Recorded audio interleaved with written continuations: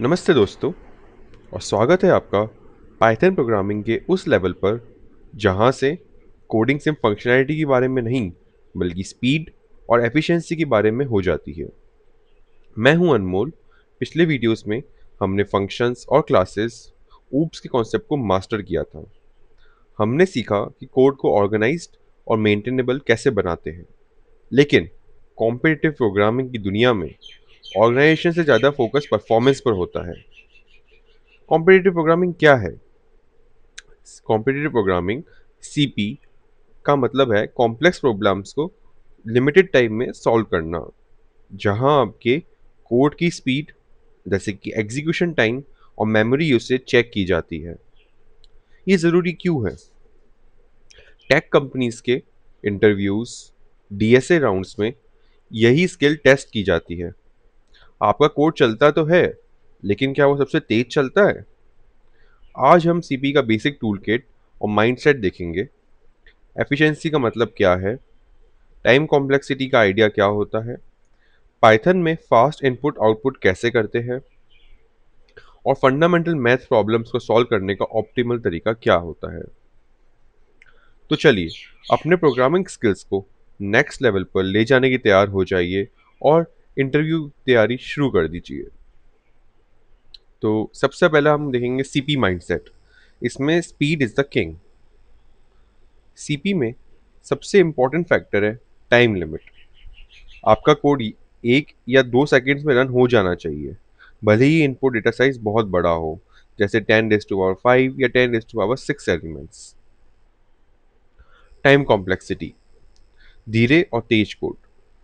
Time complexity basically बताती है कि आपका कोड कितनी तेजी से चलता है जब इनपुट साइज इंक्रीज होता है। हम इसको बिग ओ नोटेशन से डिनोट करते हैं। इसको हम बिग ओ भी बोलते हैं। आपको बस दो नंबर्स याद रखने हैं। Big O of N is linear time. अगर इनपुट साइज एन है तो स्टेप्स भी एन के आसपास होंगे। ये अच्छा है। लिस्ट में हर एलिमेंट को एक बार चेक करना। और big O of N square, अगर मैं एन स्क्वायर लगा दूं, उसको बोलते हैं क्वाड्रेटिक टाइम। अगर इनपुट साइज एन है तो steps N raise to power 2 times check होंगे। ये खतरनाक है। अगर एन बड़ा हो तो लूप बहुत बड़ा हो जाएगा। सीपी में हमेशा कोशिश करो कि आपका solution big O of N square ना हो। अगर एन 10⁻5 है तो एन स्क्वायर बहुत बड़ा नंबर हो जाता है और टाइम लिमिट क्रॉस हो जाएगा। अदर एफिशिएंट अप्रोचेस में big O of log N जो बाइनरी सर्च होती है, big O of N log N जो कि एक एफिशिएंट सॉर्टिंग एल्गोरिथम है, और big O of one constant time जो वेरिएबल और मैथ फंक्शंस में यूज होता है। अब आता है पाइथन इनपुट चैलेंज। पाइथन में हम डिफ़ॉल्ट में इनपुट यूज़ करके लेते हैं। जैसे मैं आपको एग्जांपल लिख के दिखाता हूँ। जो पाइथन का डिफ़ॉल्ट होता है हम उसमें इनपुट ऐसे लेते हैं। लेकिन सीपी में जब आपको लाखों लाइंस का इनपुट लेना हो तो ये इनपुट धीमा पड़ जाता है। इसलिए हम कॉम्पिटिटिव प्रोग्रामिंग में सिस मॉड्यूल को यूज़ करते हैं। सिस मॉड्यूल को हम इंपोर्ट करते हैं और उसको यूज़ करते हैं for reading the large files in input. तो चलिए अब एक एग्जाम्पल के जरिए समझते हैं। हमारा जो नॉर्मल इनपुट है, it is slow but easy to use. User input is equals to input। और फास्ट इनपुट जो है उसको हम लेते हैं sys dot standard input dot read line. इसको बोलते हैं हम CP fast input. Fast wait, अगर को मल्टीपल लाइंस रीड करनी हो तो fast way to read multiple lines in a loop.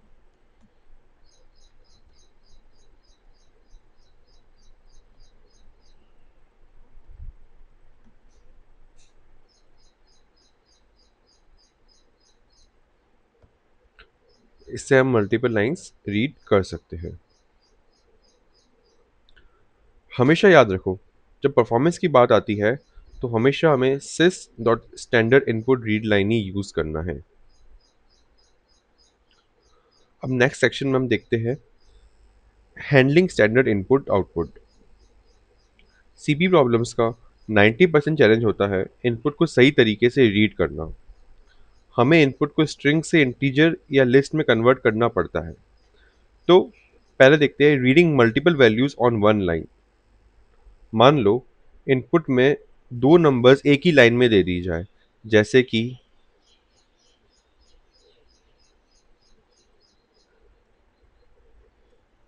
10 20। अगर हमको एक ही लाइन पे दो नंबर्स दे दी जाए तो हम कैसे रीड करेंगे? हम मैप और स्प्लिट फंक्शन यूज़ करते हैं, जो हमने डेटा स्ट्रक्चर्स वीडियो में देखे थे। अगर आपने वो स्किप कर दी तो उस वीडियो को जरूर देखना। तो चलिए देखते हैं कैसे हम मैप और स्ट्रिंग फंक्शन यूज़ करते हैं।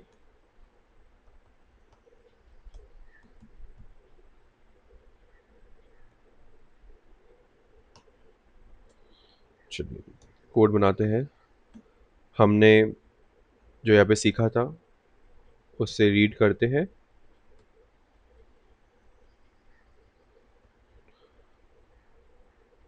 अब हमें दो इनपुट रीड करने हैं, तो मैं कमेंट डाल के बताता हूँ इनपुट कैसा होगा।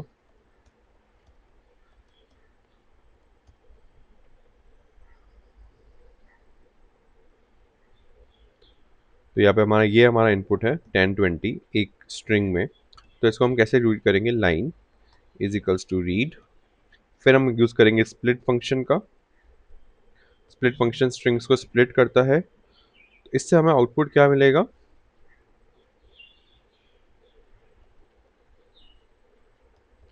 इससे हमारा आउटपुट होगा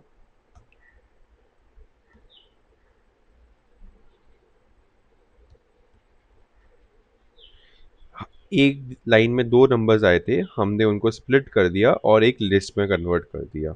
ये हो गया लिस्ट ऑफ स्ट्रिंग्स। अब हमको इनको कन्वर्ट करना है इंटीजर में, तो हम मैप फंक्शन यूज़ करेंगे। a comma B is equals to map int comma line.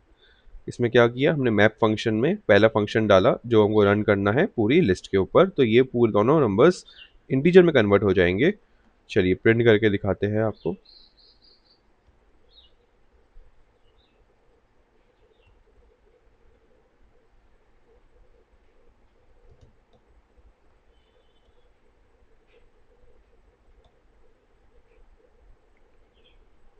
तो ये single line of code Python CP में सबसे ज़रूरी है। अब इसको मैं रन कोड को रन करके दिखाते हैं।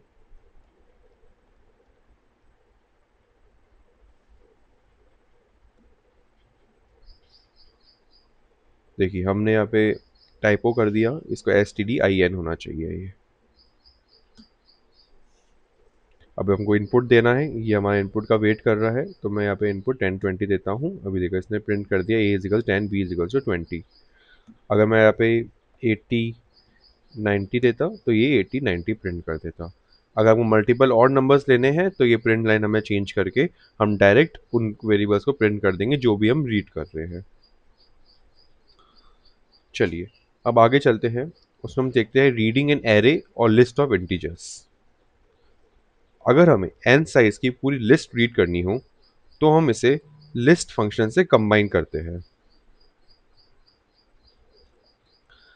चलो एक एग्जांपल पे देखते हैं। इसको मैं यहाँ पे कमेंट कर देता हूँ। अगर आपको ये कोड चाहिए हो प्रैक्टिस के लिए तो कमेंट करना, हम आपको ये कोड फाइल सेंड कर देंगे। हमें एक लिस्ट रीड करनी है इनपुट में, तो हमारा लिस्ट का इनपुट कैसा होगा मैं कमेंट में आपको लिख के बताता हूँ।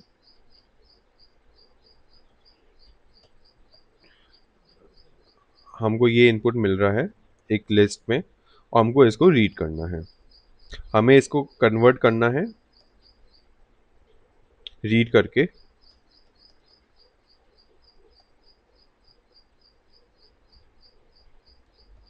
हमें इसको ऐसे शेप में कन्वर्ट करना है। अब चलिए इसको रीड करते हैं।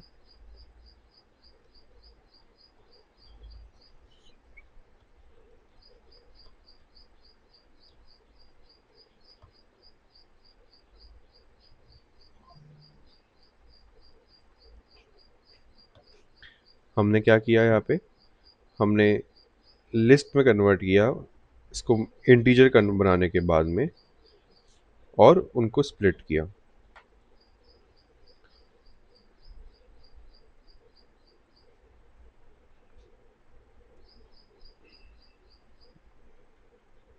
इसमें आपको कोई डाउट हो तो आप ज़रूर रेज करना।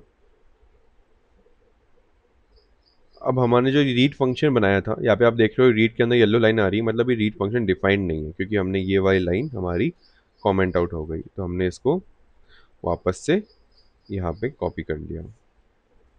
जब भी अगर कंपाइलर अगर कुछ लाइन दिखाए तो मतलब वहाँ पे कुछ सिंटेक्स एरर है, उसको हमें सही करने की ज़रूरत है। हमने इनपुट लिस्ट यहाँ पे रीड कर ली।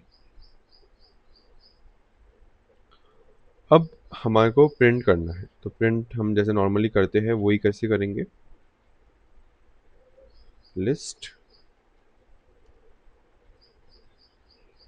इनपुट लिस्ट, लिस्ट के एलिमेंट्स में लूप लगा दिया हमने।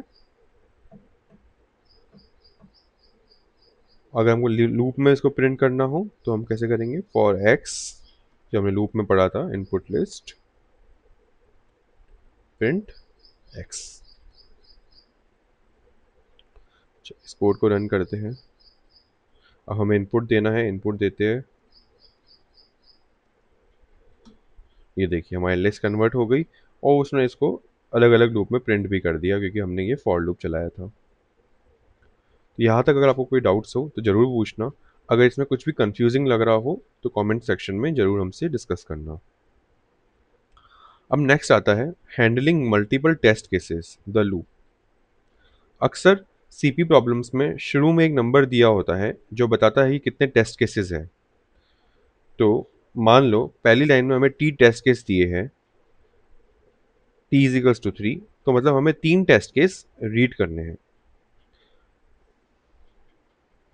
अब मैं इसको ले लेता हूँ यहाँ से और बाकी सेक्शन को हम कमेंट कर देते हैं।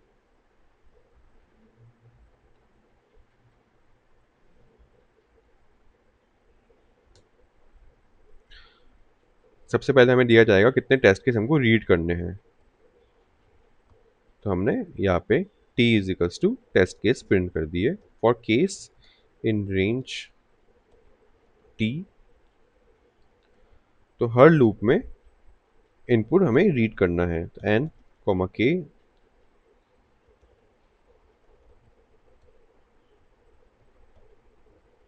सेम लॉजिक जो हमने ऊपर लिखा था।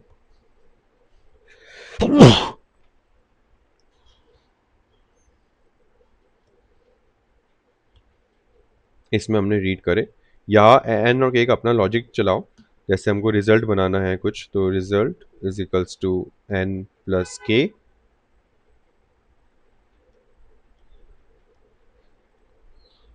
और हर टेस्ट का रिजल्ट प्रिंट करना है, तो प्रिंट रिजल्ट।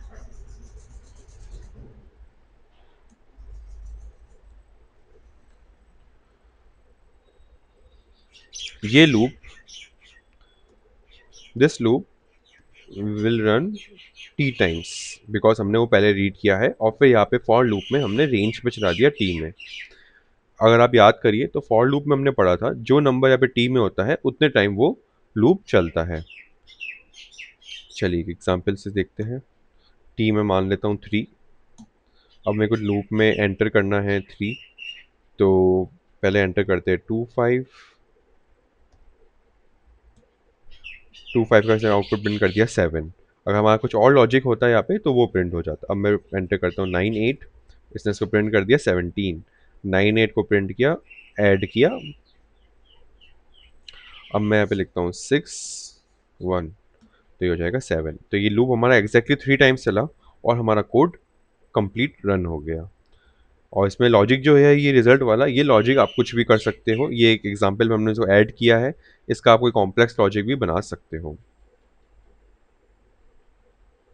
अब देखो हमने अभी तक इनपुट कैसे रीड करते हैं, आउटपुट कैसे स्टोर करते हैं, मल्टीपल इनपुट्स कैसे रीड करते हैं, लिस्ट को कैसे रीड करते हैं, अगर हमें टी टेस्ट केसेस रन करने हो तो वो कैसे करते हैं, वो अभी तक हमने सीखा। अब हमको इनपुट लेना सीख गए हैं तो हम फंडामेंटल्स को प्रॉब्लम सॉल्व करने का ऑप्टिमल अप्रोच देखते हैं। तो सबसे पहले देखते हैं प्राइम नंबर चेक, ये बहुत ही कॉमन क्वेश्चन है जो इंटरव्यूज में पूछा जाता है। तो let's see, prime number check. Prime number वो होता है जो सिर्फ एक और खुद से डिवाइड हो। अगर हम हर नंबर को 2 से n तक चेक करेंगे तो time complexity big O of n होगी।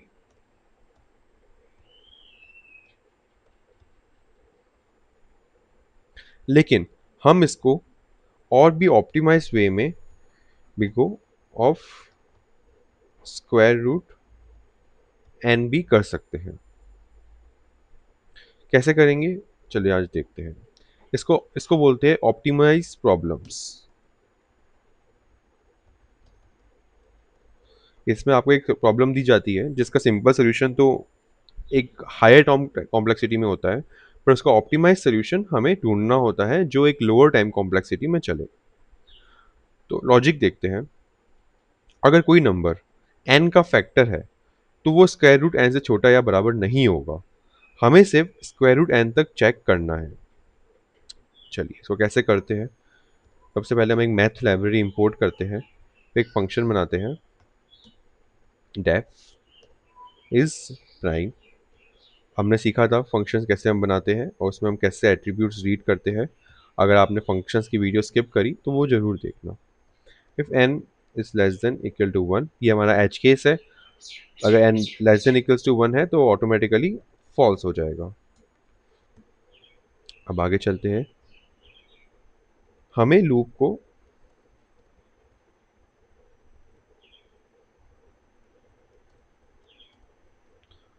Will run till square root of n। और वो करने के लिए हम यूज करेंगे math dot is q r t, मतलब इज स्क्वायर रूट। इसको हम बोलते हैं इज स्क्वायर रूट। तो लिमिट बना देते हैं हमारी यहाँ पे is equals to math dot is square root of n। ये हमारी लिमिट बन गई। अब हमें लूप चलाना है, रन लूप टिल ओ स्क्वायर रूट n। ये समझ में आया हम क्यों चला रहे हैं। हम ये इसलिए चला रहे हैं क्योंकि कोई भी नंबर अगर n का फैक्टर है तो वो स्क्वायर रूट n से छोटा या बराबर ही होगा। अगर वो उसके बड़ा जा रहा है स्क्वायर रूट n से तो वो उसका फैक्टर नहीं हो सकता। तो चलिए लूप चलाते हैं। For I in range 2 comma limit plus 1 if n percentage I is equals to 0 return false। यहाँ पे हमने क्या चेक किया, हमें रेंज लूप चला रहे हैं 2 से लेके, क्योंकि 1 से छोटे और इक्वल नंबर तो हमने फॉल्स रिटर्न कर दिया, तो 2 से लेके लिमिट प्लस 1 तक, बिकॉज हमने देखा तो लिमिट होता है ये रेंज उससे एक कम तक चलाता है, तो हमें लिमिट तक चलाना है तो हमने लिमिट प्लस 1 किया। यहाँ पे चेक किया वो अगर एन आई से डिवाइड, मतलब जो नंबर है वो उससे डिवाइड होके, ये हमने लास्ट क्लास में फर्स्ट क्लास में हमने पढ़ा था कि परसेंटेज साइन हमें रिमाइंडर देता है, तो हमको चेक कर रहे हैं अगर रिमाइंडर 0 है तो मतलब वो डिविजिबल है, और अगर वो डिविजिबल है तो वो प्राइम है, अगर डिविजिबल नहीं है तो प्राइम नहीं है। अगर वो डिविजिबल है तो प्राइम नहीं है। तो प्राइम नंबर्स क्या होते हैं, 1 और खुद से ही डिवाइड होते हैं, पर अगर किसी और नंबर से डिवाइड हो रहा है तो वो प्राइम नहीं है। और जब हमारा पूरा लूप चल जाता है तो हम यहाँ पे रिटर्न ट्रू करते हैं। क्यों, क्योंकि अगर वो डिविजिबल होगा तो पहले ही रिटर्न फॉल्स हो जाएगा, इफ नॉट तो रिटर्न ट्रू। चलिए इसको अब एक एग्जाम्पल में एग्जीक्यूट करते हैं हम।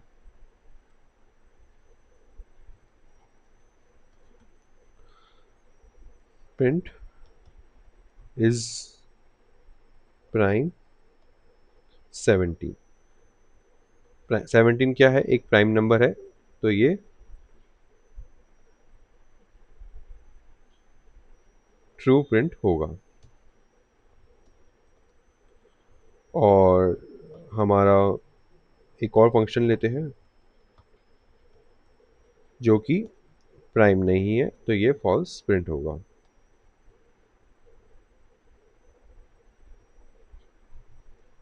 ये देखिए, true false, 17 is a prime. अगर मैं अभी 13 कर दूं तो it will still be a prime, अगर 100 कर दूं तो it will still be a not prime number.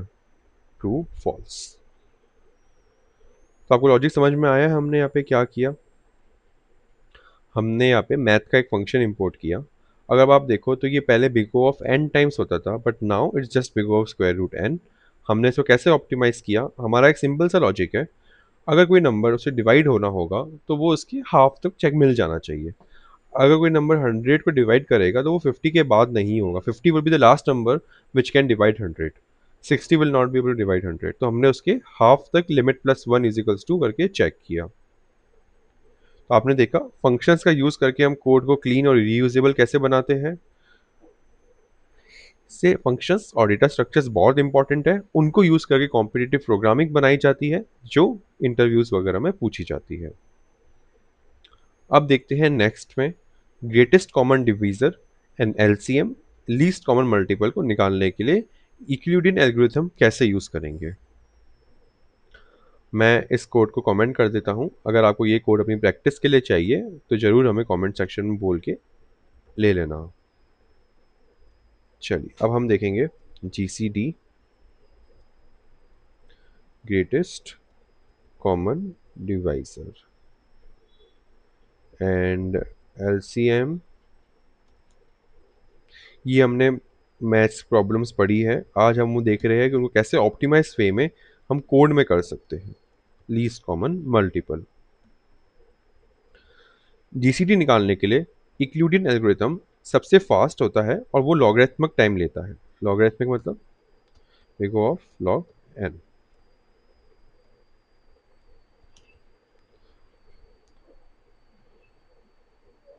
अब हम पाइथन यूज कर रहे हैं, तो पाइथन में हम देखते हैं कि कैसे हम इसको इनबिल्ट फंक्शंस यूज करके कर सकते हैं। हमने सबसे पहले मैथ इंपोर्ट किया। चलिए दो नंबर्स बनाते हैं जिसको हम यूज करेंगे। num1 is equals to 54 and num2 is equals to 24। अब रिजल्ट हमारा जो GCD है, मैथ जो हमें लाइब्रेरी इंपोर्ट करी डॉट GCD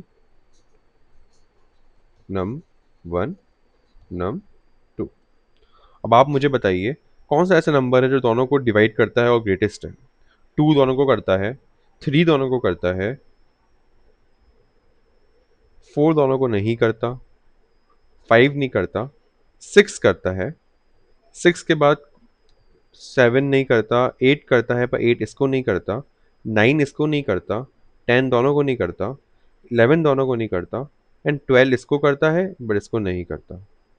अब 12 के बाद कोई भी नंबर इसको डिवाइड तो नहीं करेगा। तो सबसे कॉमन डिवीजन हमारा कौन सा हुआ? 6। अब हम पहले इसको प्रिंट करेंगे तो हमको पाइथन में यही इनपुट देगा। आ- आपको पाइथन में कोडिंग करने के लिए, जनरली कोडिंग करने के लिए आपके मैथ्स के कॉन्सेप्ट्स बहुत अच्छे होने चाहिए। अगर आप मैथ्स के कॉन्सेप्ट्स भूल रहे हैं जो आपने बचपन में सीखा था, तो उनको ज़रूर रिवाइज करिएगा। उससे आपको एक बहुत हेल्प मिलेगी कोडिंग करने में। अगर आप चाहते हैं हम एक मैथ के ऊपर भी एक रिवीजन क्लास लें तो आप ज़रूर कमेंट करिएगा, हम एक मैथ के ऊपर भी रिवीजन क्लास बनाएंगे। ये हो गया हमारा GCD निकालने का तरीका। अब देखते हैं LCM जो कि है लीस्ट कॉमन मल्टीपल। इसको कैसे निकालते हैं? अब उसको हम फॉर्मूला से निकालते हैं। फॉर्मूला क्या होता है LCM का? LCM का फॉर्मूला होता है, अगर हमारे पास दो नंबर है A कॉमा B, तो हमारा LCM होता है A into B and then GCD से हम दोनों को डिवाइड करते हैं। ये मैथ्स में हमने पहले पढ़ा था। चलिए फंक्शन बनाते हैं इसको करने का। LCM A कॉमा B, हमें एब्सोल्यूट वैल्यूज़ को यूज़ करके, अगर वो नेगेटिव नंबर्स में ये हेल्पफुल होता है। एब्सोल्यूट वैल्यूज़ यूज़ करके हमें इनको इससे डिवाइड करना है।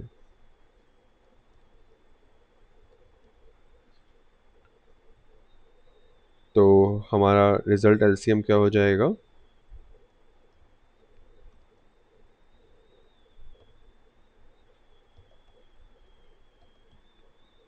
लीस्ट कॉमन मल्टीपल वैसे केस को बोलते हैं जो इन दोनों नंबर्स को मल्टीप्लायर हो और वो लीस्ट हो। इस केस में हमारा आउटपुट होगा 216 जो कि दोनों का मल्टीपल है। चलिए प्रिंट करते हैं।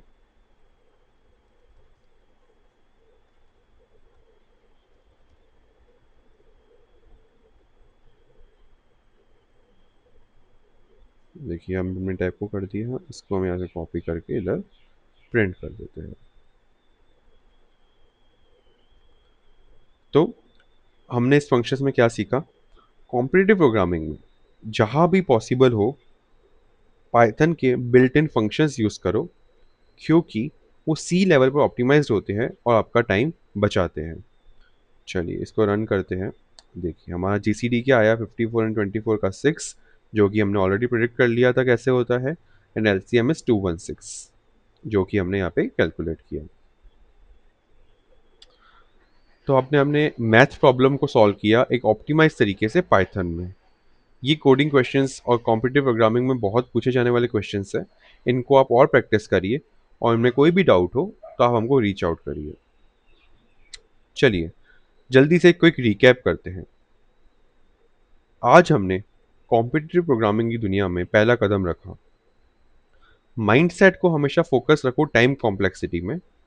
कोशिश करो बिग O ऑफ एन या big O of N log n solution हो। जो इनपुट आउटपुट स्किल्स होते हैं वो नॉर्मल स्किल्स ये होती है और फास्ट इनपुट हमको हमेशा सिस्टम लाइब्रेरी यूज़ करके करना होता है। हमने मल्टीपल फंक्शंस को कैसे एग्जीक्यूट करना है मैप का यूज़ करके हमने वो भी यहाँ पे सीख लिया। और लिस्ट को रीड करना हो तो लिस्ट को एक साथ रीड कैसे करते हैं और कैसे स्प्लिट करते हैं हमने वो भी सीख लिया। Fundamental algorithms like prime number check, optimization और बिल्ट इन फंक्शंस लाइक मैथ.gcd को यूज़ करना भी हमने सीख लिया। हमने यहाँ पे देखा कैसे हमने प्राइम फंक्शन कैलकुलेट किया और कैसे हमने एक बिल्ट इन फंक्शन मैथ.gcd यूज़ किया। यहाँ पे हमने एक फॉर्मूला रन करके भी यूज़ करना सीख लिया। तो हमें ये टेक्निक्स आने चाहिए और ये सिर्फ बेसिक्स है। अब हम इस फाउंडेशन पर एडवांस कॉन्सेप्ट्स बनाएंगे जो बड़े प्रॉब्लम्स को सॉल्व करने में हेल्प करेंगे। अगले वीडियो में हम सीपी के दो बहुत ही पावरफुल टेक्निक्स देखेंगे, सर्चिंग जो कि बाइनरी सर्च और सॉर्टिंग स्टैंडर्ड मेथड्स और कस्टम सॉर्टिंग। ये वो तरीके हैं जो आपके big O of N square solutions को big O of N log N में कन्वर्ट कर देते हैं। तो अगर आपको ये सीपी का इंट्रोडक्शन पसंद आया तो लाइक ज़रूर करना, चैनल को सब्सक्राइब करना और कोई भी सवाल हो तो कमेंट सेक्शन में हमसे ज़रूर पूछना। हमारे सेल्स सिंटैक्स कोर्स के साथ जुड़िए और ऐसे इंटरेस्टिंग प्रॉब्लम्स को करते रहिए। मिलते अगले वीडियो में, तब तक के लिए optimize your code and happy coding. Bye bye.